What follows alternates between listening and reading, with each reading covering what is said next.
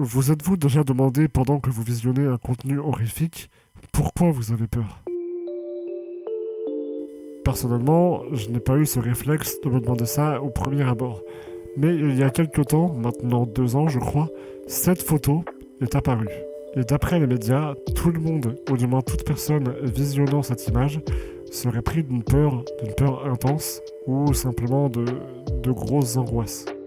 Ce qui a déclenché dans les commentaires une vague de haine envers notre génération, puisque soi-disant nous sommes des fragiles qui ont peur de tout, etc. Je me suis donc penché sur cette image afin de voir ce qui faisait peur et pourquoi est-ce qu'on ressentait autant d'angoisse en la regardant, dans le but de pouvoir justifier aux générations précédentes cette peur intense que tout le monde ressent. Et c'est là que la question est arrivée. Pourquoi est-ce qu'on a peur? Que ce soit devant une image, devant une vidéo, devant une musique, qu'est-ce qui est le déclencheur de cette peur? C'est ce qu'on va voir aujourd'hui.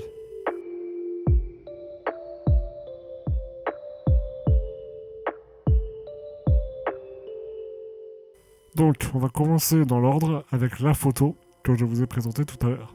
Tout d'abord, je vous demanderai de regarder cette image comme si vous étiez l'appareil photo, ou comme si l'appareil photo était vos yeux, et que vous étiez réellement dans la pièce. Vous êtes incapable de vous identifier. Chaque objet, chaque décoration, chaque élément n'a rien à faire ici.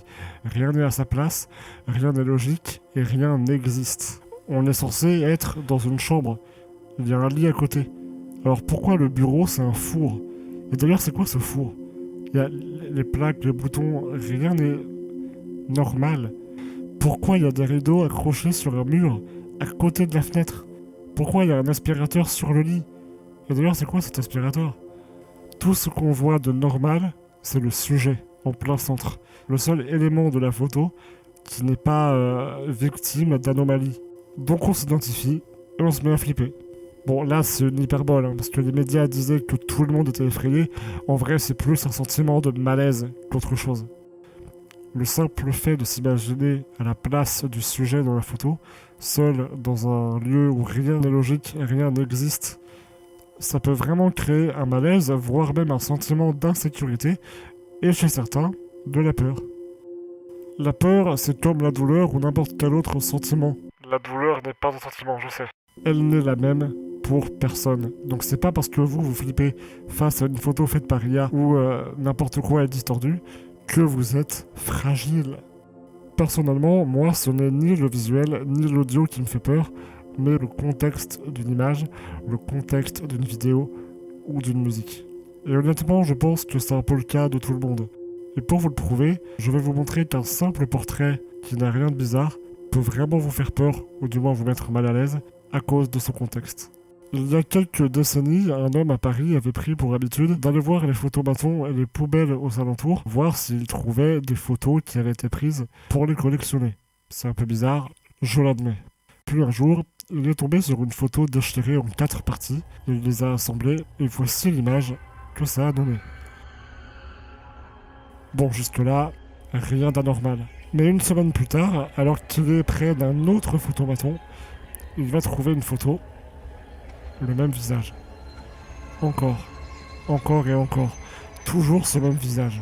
Ce qui veut dire qu'un homme a l'habitude d'aller à Paris, de faire tous les photomatons de la ville, de se prendre en photo, de les déchirer et de les jeter pas loin de l'appareil. C'était en réalité une forme de suicide, sans pour autant mettre fin à ses jours.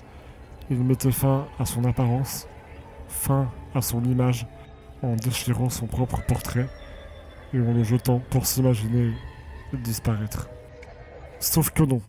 Là, je vous ai menti. En réalité, c'était juste le réparateur des machines qui faisait un test après avoir réparé l'appareil et jetait les photos en partant. Là, je vous affiche exactement la même image, celle qui vous a mis mal à l'aise tout à l'heure. Là, ça fait plus peur du tout. Et pourtant, c'est la même image. C'est pour ça que pour moi, le contexte est plus impactant que le visuel. Mais il y a aussi autre chose qui est plus impactant que le visuel, c'est la musique, ou du moins l'ambiance sonore, tout ce qui est audio. Je vais vous diffuser des images qui mettent mal à l'aise. Alors évidemment, rien de choquant, je vais pas mettre de photos gore ou quoi que ce soit.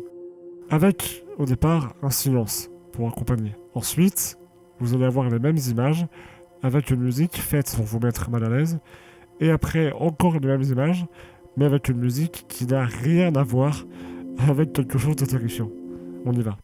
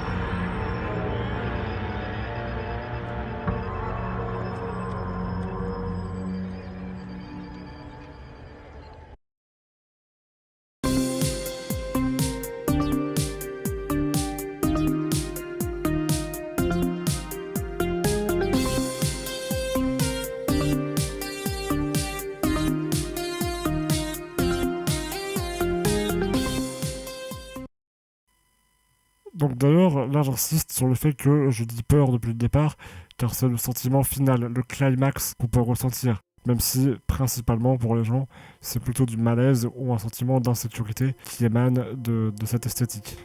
D'ailleurs, c'est quoi ces images avec des visages un peu distordus, et pourquoi ils mettent mal à l'aise? C'est ce qu'on va voir. Uncanny Valley. C'est une trend TikTok à la base, qui consistait à se maquiller pour avoir l'air humain, sans pour autant être un humain réel, un humain un peu buggé, quelque chose d'humanoïde qui imiterait un être humain.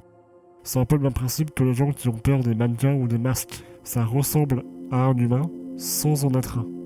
Alors que le décor autour, lui, est parfaitement normal. C'est littéralement l'inverse de la première photo qu'on a vue, où il y a un élément ou un sujet normal entouré par quelque chose d'entièrement buggé. Et pour le cas de l'Uncanny Valley, le fait de mettre les sujets dans des lieux parfaitement normaux, des lieux où l'architecture est classique, un lieu dans lequel on peut tout simplement s'identifier, parce qu'on a l'impression de l'avoir déjà vu tant il est classique, d'avoir une anomalie humanoïde en plein milieu, si on s'identifie à la photo, ça peut vraiment mettre mal à l'aise. Et là encore, je vous ai montré celles qui ont été faites pour faire peur. Mais il en existe d'autres qui sont innocemment flippantes. Et pour moi, c'est limite encore plus impactant. Dans le sens où une œuvre artistique qui est faite pour faire peur, bah voilà, c'est une œuvre, on sait inconsciemment que c'est une œuvre et qu'il n'y a rien de vraiment flippant puisque ça a été pensé pour. Alors que quelque chose d'innocemment terrifiant, comme ce n'est pas censé l'être, inconsciemment on peut se dire qu'il y a un danger beaucoup plus présent que dans une simple œuvre. Tout à l'heure je parlais de... Dégage la mot. Tout à l'heure je parlais de contexte. Alors là voici cette image qui peut faire rire au premier abord pour certains. Les gens les plus cons, voilà, vous savez ce qu'ils vont dire. Mais quand on s'intéresse un peu à l'horreur et qu'on regarde cette image sans aucun contexte, bah franchement ça met pas à l'aise. Moi, elle m'a vraiment mis mal. J'essaye toujours de m'identifier au sujet sur les photos, et c'est peut-être le défaut que je peux avoir là-dessus qui peut vraiment me mettre pas bien. Le côté très déshumanisé de cette photo, le côté surpris, ce regard, cette position aussi, debout sur une table, avec ses vêtements, en pleine nuit, dans le noir, avec simplement la lumière du flash de l'appareil photo. Est-ce qu'elle fait ça et elle a été surprise? Est-ce qu'elle est en pleine crise de somnambulisme? Est-ce qu'elle est forcée à se tenir ici? Qui a pris la photo? Ça veut dire que quelqu'un était sur place? Si on n'a pas le contexte, bah ça devient limite inquiétant.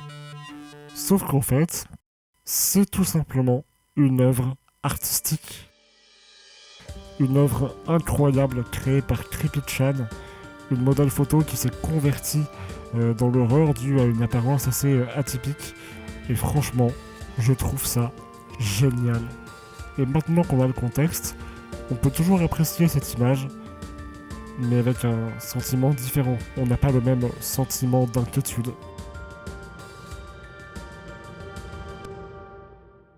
Un autre élément audio ou visuel qui peut faire peur, c'est la censure. Le fait de cacher quelque chose, tout simplement parce que dans le visuel, si on met un carré noir comme ça sur une photo, généralement notre cerveau va se dire présence de cadavres ou de choses qu'on n'aimerait vraiment pas voir.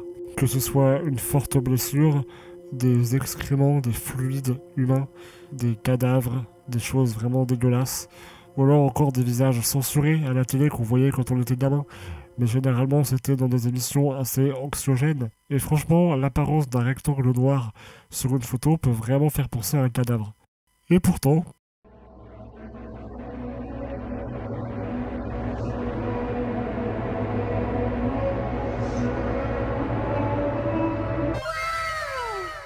eh ben vous avez eu tort d'avoir peur.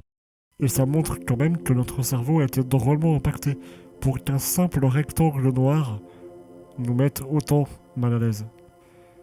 Et maintenant, on va passer à la dernière esthétique, la dissonance. L'exemple le plus connu, ça va être par exemple le fait de prendre une petite fille, donc un sujet censé être innocent et inoffensif, voire mignon pour certains, et le rendre creepy avec un comportement, avec un visuel dérangeant. Donc c'est le fait de briser un code, quelque chose qui est ancré dans nos crânes depuis très longtemps, voire même le début de notre existence. Ce qui crée un sentiment d'insécurité car on a un danger là où il ne devrait pas y en avoir, là où on est censé avoir confiance. Et c'est pour ça que les films d'horreur qui marchent le mieux sont ceux où le tueur ou la créature a une apparence féminine. Parce que les gens sont bien plus habitués à voir la figure masculine comme étant dangereuse ou toxique. Et c'est là qu'on arrive à une histoire, la toute dernière.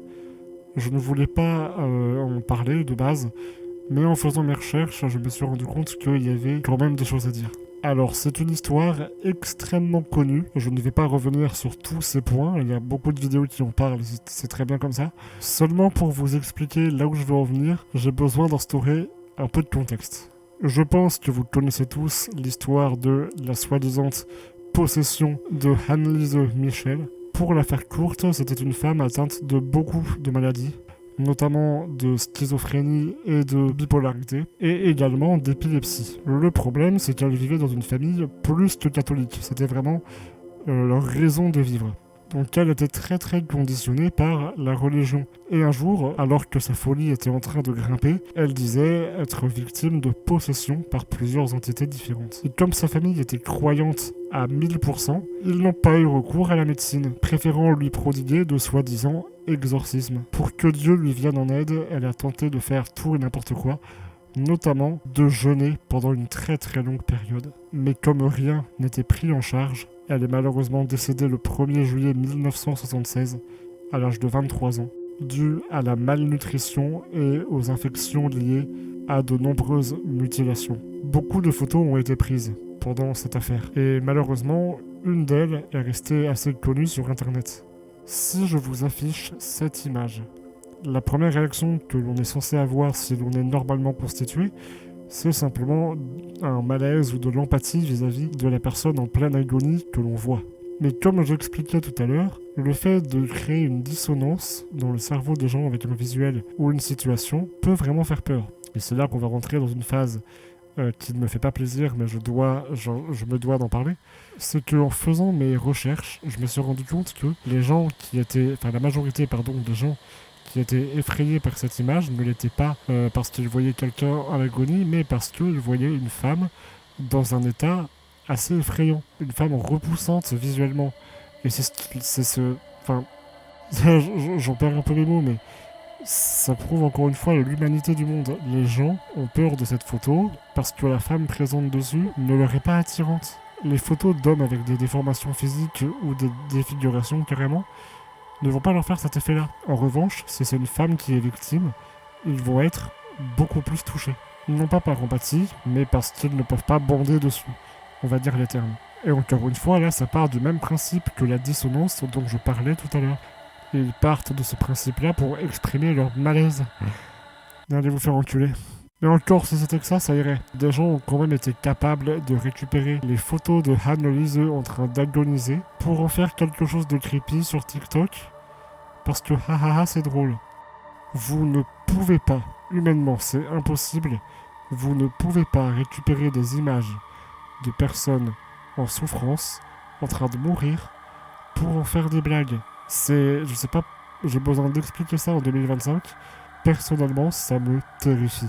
il y a énormément d'esthétique, d'horreur sur internet. On n'est pas sans rien. Mais où est la limite? La limite de l'incorrect, la limite de l'éthique. Depuis tout gamin, je suis un grand fan d'horreur et j'aime me faire peur. Mais quand on en est réduit à récupérer des images de quelqu'un en réelle agonie pour avoir un peu de sensation, on n'est plus sur un délire de vouloir se faire peur, mais plus un délire de vouloir voir des gens agoniser. Et là, c'est pas juste vouloir avoir peur, c'est très mauvais. C'est mauvais et extrêmement dangereux. Alors je précise que je ne fais la morale à personne, hein, évidemment, mais si vous vous reconnaissez dans ce que je viens de dire, si vous appréciez de quelque manière que ce soit voir des gens dans l'agonie, dans la souffrance, dans la négligence ou dans la maltraitance, je vais répondre à une question que vous vous posez souvent, parce que j'ai déjà parlé avec des gens dans cette situation. Non, ce n'est pas normal, et oui, il faut absolument arranger ça. Parce que là, vous appréciez voir des images. Mais une fois que vous aurez fait le tour, que vous aurez vu toutes les images qui existent, vous allez encore avoir envie de vous rassasier, quitte à peut-être les créer vous-même, quelles que soient les conséquences. Merci à vous d'avoir suivi cette vidéo, j'espère que je n'ai pas été trop long ou trop vague dans mes explications. J'ai fait de mon mieux, je débute encore. En tout cas, merci d'avoir suivi, j'espère que... je suis en train de me répéter là. N'hésitez pas donc... Non, c'est nul ça. Je fais de la musique aussi, si vous voulez aller voir. Putain. Je sais pas comment finir une vidéo, du coup... bonne soirée, salut.